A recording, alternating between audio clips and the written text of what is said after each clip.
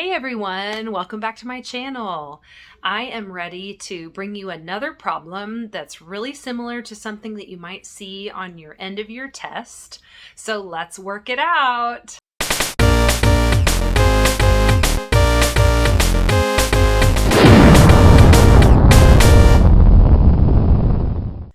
All right, well, let's dig into this problem. And I always like to start with just reading it to myself and trying to understand what's going on in the problem. So it says there are 3,584 spectators that attend a Prosper High School football game. As they enter, they are divided into 14 sections to sit. How many spectators are in each section? And there's 4 different answer choices. We have 3,570, we have 3,598. The first 2 choices are big, and the second 2 are smaller. They're C, 256, and D, 250. So now let's try to dig into that problem and highlight some things that are helpful.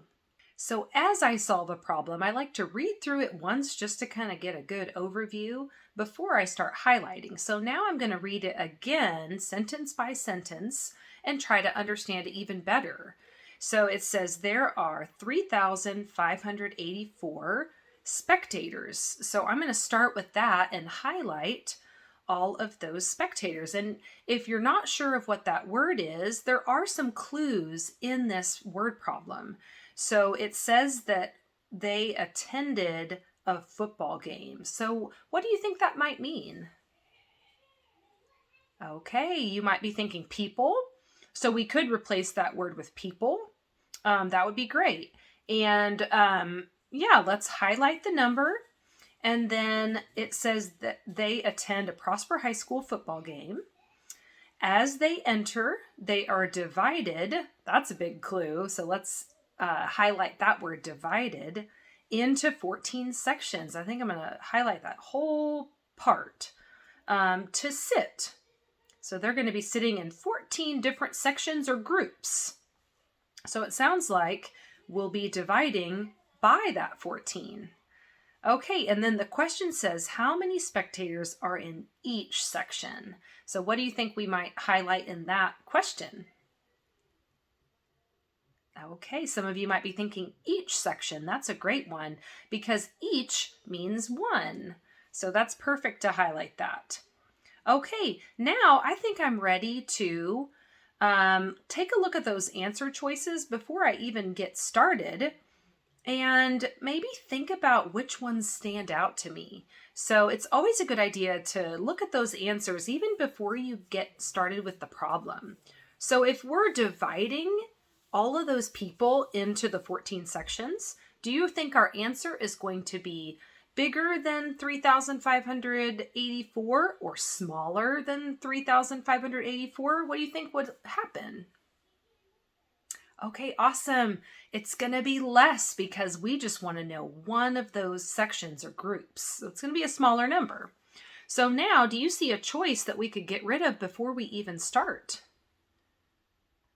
Okay, awesome. B. Let's get rid of that one. It's definitely bigger. We don't even have that many people in this problem, so it can't possibly be the answer. And then is there another one that stands out to you as maybe something we could eliminate? Okay, you might be thinking A is also pretty big. I don't think there's any way that we could have that many people in each of the 14 sections. That would just be way too many people. All we have is just a little bit more than that. So let's get rid of A and B.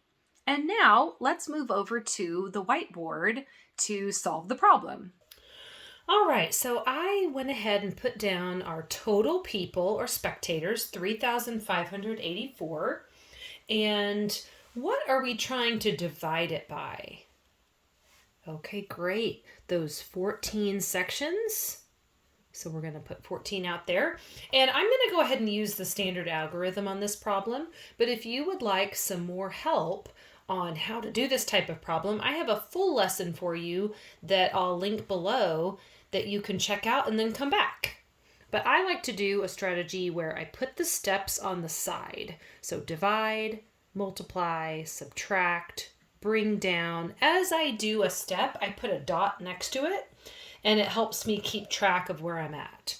So I like to start with thinking about my divisor. So 14, the number I'm dividing it into is the divisor. The larger total people is the dividend. And my answer is going to be up here, and it's called the quotient. So I like to think about my 14s first, and it's really helpful when you have a 2-digit divisor, and we don't just memorize our 14s, right? So it's kind of nice to start listing some of the 14s. So we can figure out 2 groups is 28. You know, you might have to jot down a little bit of work on the side. You know, sometimes I'll just put, okay, 28 plus another 14. Especially if there's regrouping, I like to just make sure. 42. Okay, I'm going to stop there for now because I'm seeing something in the problem. I'll show you in just a second. I like to cover it up and do my divide step. So is 3 big enough to make a group of 14? Okay, you're right. It is not. So that tells me my answer is not going to be in the thousands. So that's why A and B just did not make sense in those choices. So let's keep moving over. I like to underline the 2 digits now. And now I like to think about 35. How many groups of 14 can I make with 35? And I can look at my list. It already goes up past 35. So I'm going to go right below it to this one. Okay, 2 groups would work. And then the M stands for multiply, so I'm going to multiply the divisor by whatever digit I just put down each time. So 14 times 2, well, we have it. That's what's so nice about this T-chart. We have it right there, 28. Okay, that was multiply. Now I get to S, subtract. I'm going to subtract those 2 numbers. Sometimes there is some regrouping in here. Okay, 7, and I'm going to bring down the 8. Okay, so now I've got a larger number, 78. I'd better continue my T-chart because it doesn't go to 78 yet. So let's keep going. So plus 14, 56. I'm getting closer. Okay, 5. I might jot this one down.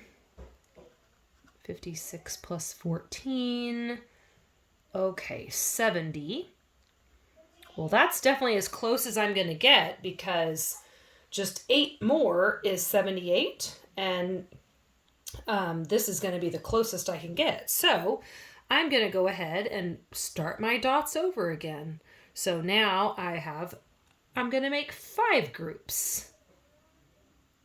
Okay, 14 times 5, well, I've got it right here, is 70.